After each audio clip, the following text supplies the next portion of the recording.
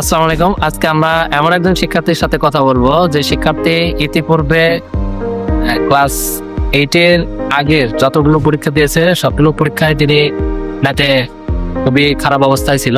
এখন আস্তে আস্তে তার প্রোগ্রেস হচ্ছে।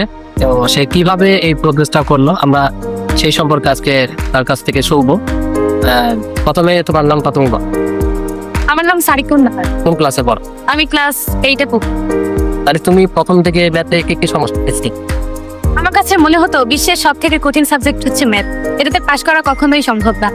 আমি যতদিন ধরে পড়াশোনা করছি, যতগুলো ম্যাথ এক্সাম গিয়েছে সবগুলোতে আমি কখনোই পাশ করতে পারিনি। আর পাশ করা তো দূরেই, আমি 2-3 মার্ক পেতাম। আমার কাছে মনে হতো আমার ফিউচার সাবজেক্ট ইংলিশ, আমি ইংলিশ নিয়ে পড়াশোনা করবো, তাহলে আমার ম্যাথ দিয়ে কি হবে। কিন্তু I was wrong, it was my wrong decision. জীবনের চলতি পথে সবকিছুই সমান গুরুত্ব রয়েছে।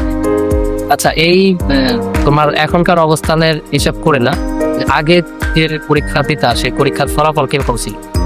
আমি বর্তমানে ক্লাস 8-এ পড়ি, কিন্তু ক্লাস 4-এর পর থেকে ক্লাস 7 পর্যন্ত আমি কখনোই কোনো ম্যাথ এক্সামে কোনোভাবেই পাশ করতে পারি।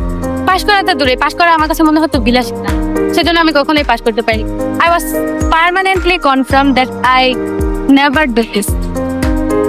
এরপরে তোমার কি এমন পরিবর্তন হলো যে পরিবর্তনের কারণে তুমি ম্যাথকে আগে যে তুমি পাশ করতে পারতা না, এখন তোমার ম্যাথে হয়তো পাশ আসতেছে, এটা কি পরিবর্তনটা?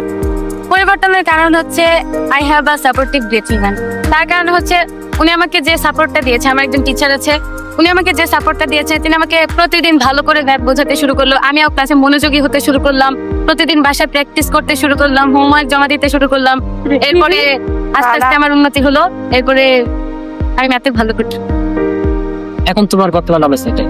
এখন আমার বর্তমান অবস্থা খুবই ভালো। এখন আমার ম্যাথ দেখলে মাথা ব্যথা করে না, ম্যাথ এক্সামের কথা শুনলে আমার কান্না পায় না। আমি বাসায় প্র্যাকটিস করি এবং আমি এক্সাম হলে যাই, খুশি মনে যা যা কমন পড়ে তা লিখে এরপরে এক্সাম হল থেকে বেরিয়ে যায়। Now I am very happy. তোমাদের মতো এমন অনেক যারা স্টুডেন্ট আছে তাদের কাছে এখনো ম্যাথ দুর্বোধ্য বা ম্যাথ তারা বুঝে না বা ম্যাথ পারে না, তাদেরকে নিয়ে তুমি কিছু বলতে চাও? হ্যাঁ, I just want to say math is not a dangerous thing. ম্যাথকে ভয় করার কিছু নেই, এটাকে ভয় করা যাবে না। ক্লাসে 100% অ্যাটেন্টিভ হতে হবে, টিচার কি বলছে সেটা বোঝার চেষ্টা করতে হবে, মাস্ট বি বুঝে পড়ার চেষ্টা করতে হবে। দেখে দেখে অঙ্ক করলে কোনো লাভ নেই। এরপরে নিয়মিত হোমওয়ার্ক জমা দিতে হবে, বাসায় প্র্যাকটিস করতে হবে। প্র্যাকটিস করার কারণে আমি আগে যেখানে সারা বছর ব্যবহার করেও একটি ম্যাথ খাতায় কিছু অবশিষ্ট পেজ থাকতো, আর এখন আমি মাত্র 6 মাসে 22টি ম্যাথ খাতা শেষ করেছি।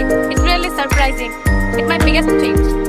তো আমি তাদেরকে বেশি বলবো প্র্যাকটিস করতে, আর অবশ্যই তাদের জীবনে একজন সাপোর্টিভ মানুষ দরকার। সাপোর্টিভ মানুষ হয়তো তার টিচার কিংবা তার গার্ডিয়ান, যেই হোক, সাপোর্টিভ মানুষ ছাড়া উন্নতি করা সম্ভব না। আর এটা অবশ্যই মনে রাখতে হবে, always remember that practice is the কি টু সাকসেস।